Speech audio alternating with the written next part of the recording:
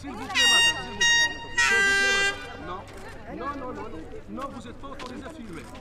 Vous n'êtes pas autorisé. Non, vous n'êtes pas autorisé à filmer.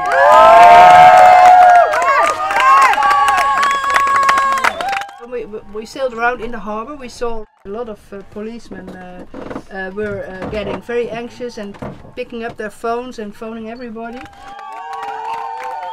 Once we headed to our back to our mooring place, there were well, I think 30 or 40 policemen, gendarmerie, and two of them went inside. They turned everything in the boat upside down. They looked everywhere. Every little bag was open. Well, they were not especially looking for abortion stuff, also for other things just to use against us. So they also were looking at the papers. Why don't you have this blue form? And we didn't get a blue form. And also this policeman, he was so aggressive. Yeah. And his eyes were almost burning. And the rest of Women on Waves and the Mali group couldn't reach us. I'm not on the ship. We're standing on shore watching the ship. The ship is in the harbor. They don't even let the lawyers through.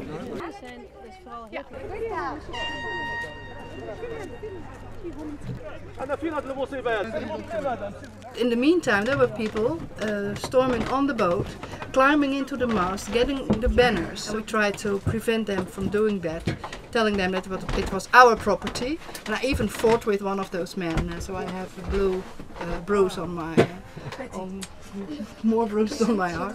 And there was one man really very aggressive. We were afraid of him because he was so angry. You felt like if he gets the chance, he'll throw us overboard or do something to us. And that was a really scary situation because we were not.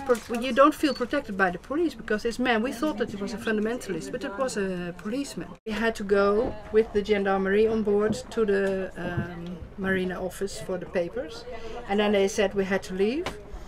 And we asked them, why do we have to leave? Well, because you're doing things which are not legal in Morocco. And we said, well. We're not doing anything. We are just we have sailed around and we have shown a telephone number. And then they said, well, but you have to leave.